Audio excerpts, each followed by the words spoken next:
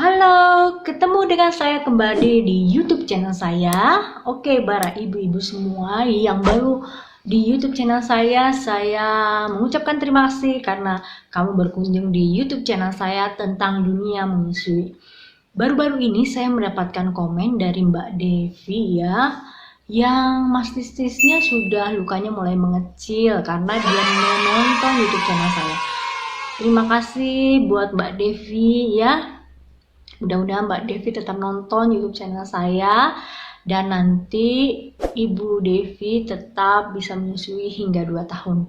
Oke, saya akan membahas tentang obat yang aman untuk ibu menyusui. Ini yang sering ditanyakan oleh para ibu-ibu semua. Jadi kadang khawatir ini obatnya aman atau enggak sih untuk bayinya. Apakah bayinya ini nanti akan terganggu oleh obat tersebut? Oke, bagi kamu yang ingin tahu, tonton YouTube channel saya ini sampai akhir ya.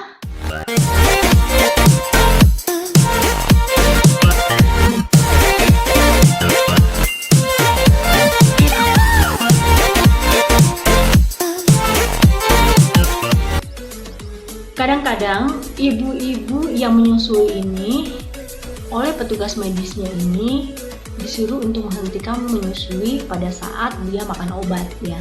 Sebenarnya sebagian besar dari obat-obatan itu hanya sebagian kecil aja masuk ke dalam ASI ya, dan dampaknya untuk bayi itu sangat kecil sekali. Malah lebih berbahaya bila ibunya ini tidak menyusui bayinya. Nah, bayinya itu tidak mendapatkan ASI ya. Dengan menghentikan penyusuan, maka produksi ASINya pun akan menurun ya, bila tidak dilakukan pemompaan ya, pengeluaran ASINya ya, malah bisa ASINya akan berhenti. Jadi efek sampingnya ini sangat kecil sekali ya untuk bayinya ya, yang bisa terjadi mungkin pada bayi yang lebih muda ya, pada bayi yang di bawah 1 bulan. Tapi semakin besar bayi, pengaruh dari obat yang diminum oleh ibunya tersebut akan semakin kecil. Hanya 2 obat yang bisa menyebabkan efek samping bagi bayinya. Jadi ini benar-benar kontraindikasi ya. Kontraindikasi itu berarti obatnya itu sama sekali tidak boleh diberikan bagi ibu menyusui ya, yaitu hanya 2, obat anti kanker dan obat zat radioaktif ya. Malah zat radioaktif ini jarang sekali digunakan untuk ibu-ibu menyusui. Saya akan sebutkan efek samping dari obat-obat tertentu dan tidak semua memang dialami oleh bayi ya. Jadi harus dipantau bayinya ya. Yang pertama ini adalah obat psikiatrik ya. Obat psikiatrik ini adalah obat dari dokter jiwa ya. Dan juga obat antikonvulsan. Antikonvulsan ini adalah obat-obat anti kejang ya. Nah, itu bisa memberi efek bayinya mengantuk. Jika memang obat-obat seperti antikonvulsan ya, obat anti kejang ini dan obat psikiatrik ini memang wajib diberikan untuk ibu menyusui, perhatikan saja dulu ya bayinya. Bila bayinya ini menjadi mengantuk, hentikan menyusui. Tapi misalnya ternyata bayinya itu tidak mengantuk ya, teruskanlah proses menyusui tersebut. Nah, penggunaan antibiotik ini sering ditanyakan oleh ibu menyusui. Antibiotik apakah yang aman untuk mereka ya? Nah, obat-obat yang sebaiknya dihindari untuk bayi ibunya ya, yaitu yang pertama antibiotik cotrimoxazole. Ini cotrimoxazole ini sering diberikan pada orang-orang yang mensret ya. Jadi ibu perhatikanlah isi dari obatnya ya, apakah mengandung cotrimoxazole atau tidak. Yang kedua adalah metronidazole. Ini juga sering diberikan pada orang-orang yang mensret atau mengalami nanah ya atau bisul ya. Nah, ini sebaiknya dihindari ya. Terus tetracycline ya, tetracycline ini tidak boleh. Dan yang berikutnya adalah ciprofloxacin. Ya, jadi 4 antibiotik ini adalah antibiotik yang tidak dibolehkan untuk ibu menyusui. Obat-obat yang diminum oleh ibu menyusui yang dapat mengakibatkan bayinya kuning ya. Yang pertama adalah obat-obat yang golongan sulfonamid ya. Yang kedua adalah obat cotrimoxazole ya. Cotrimoxazole ini adalah obat sering diberikan untuk orang yang mencret ya. Yang ketiga adalah obat fansidar. Obat fansidar adalah obat yang biasa diberikan untuk orang yang sakit malaria. Yang keempat adalah obat dapson. Obat dapson adalah obat anti kusta atau anti lepra ya. Nah, keempat obat ini jangan diberikan untuk ibu menyusui.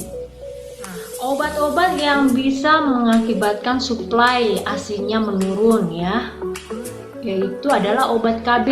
Obat KB yang mengandung estrogen ya, udah pernah saya jelaskan di video ini ya, bisa kamu cek video ini lebih lengkap lagi ya tentang KB yang bisa menurunkan ASI ya. Yang kedua adalah obat-obat yang diuretik. Obat diuretik ini berarti obatnya ini bisa mengakibatkan kencingnya lebih banyak ya. Ini biasanya obat-obat antihipertensi ya. Antihipertensi yang mengandung diuretik sebaiknya dihindari oleh ibu yang menyusui. Oke, saya akan bahas obat-obat apa saja yang aman untuk ibu menyusui. Jadi obat-obat yang antipiretik ini adalah obat anti demam ya, yang menurunkan demam, dan obat analgetik artinya obat anti nyeri. Hampir semua aman untuk bayi ya, jadi tidak mempengaruhi ASINya ya. Misalnya obat paracetamol ya, asamefenamat, obat morfin ya yang tidak rutin diberikan ya, petidin ya, obat-obat ibuprofen ya, dan obat-obat hampir semua obat batuk pilek aman untuk ibu menyusui. Antibiotik yang aman untuk ibu menyusui yang pertama adalah ampicillin ya, amoxicillin, erythromycin ya, cefixime itu aman untuk ibu menyusui. Obat-obat yang aman untuk ibu menyusui diantaranya adalah obat anti cacing ya, obat anti jamur, obat MAH seperti antasida itu aman ya, obat yang mengandung anti asma ya, isinya misalnya salbutamol ya, nah itu aman untuk ibu menyusui. Obat-obat untuk gula ya, untuk diabetes itu aman untuk menyusui ya. Obat yang aman yang lain misalnya kortikosteroid, misalnya ya methylprednisolone, prednison ya, itu biasanya diberikan pada orang-orang yang mempunyai penyakit autoimun ya. Obat lain adalah antihistamin. Antihistamin ini adalah obat anti alergi ya, misalnya cetirizine ya, CTM itu aman untuk ibu menyusui ya. Obat-obat anti hipertensi pun aman ya, kecuali yang mengandung diuretik tadi ya, yang pernah saya sebutkan tadi. Obat-obat yang mengandung suplemen gizi, misalnya yodium, vitamin, zat besi, itu aman. Sekarang kita sudah tahu ya obat-obat apa saja yang aman untuk ibu menyusui ya. Bisa kamu catat video saya ini ya, lalu simpan dalam catatan kamu ya. Jadi pada saat kamu makan obat, kamu sudah tahu apakah obat ini aman atau tidak ya.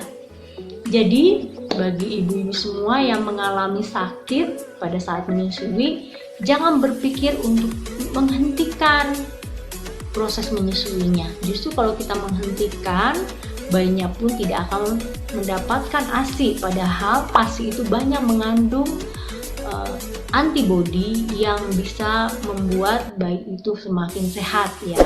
Sekian video saya tentang obat yang aman untuk menyusui.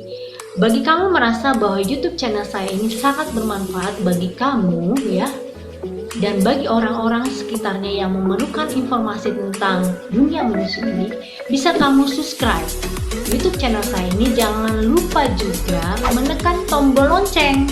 Berarti kalau kamu menekan tombol lonceng, kamu akan tahu video apa yang akan saya upload ya.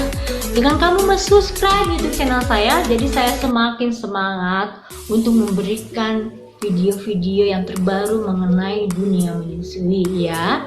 Jangan lupa juga kamu like ya video ini ya, dan jangan lupa kamu share ya YouTube channel saya ke orang lain yang kamu kenal ya. Dan jangan lupa kamu komen ya. Bila kamu memberikan komen, mungkin saya akan memberikan jawaban-jawaban atau solusi tentang apa saja yang kamu punya masalah ya tentang dunia menyusui ya. Mudah-mudahan video ini sangat bermanfaat bagi kamu, dan bagi kamu yang sedang menyusui tetap semangat ya. Menyusui kalau bisa sampai 2 tahun. Saya yakin bila kamu tetap menyusui sampai 2 tahun, maka perkembangan optimal anak kamu atau bayimu itu bisa lebih optimal ya. Oke, sampai jumpa di video berikutnya. Dadah.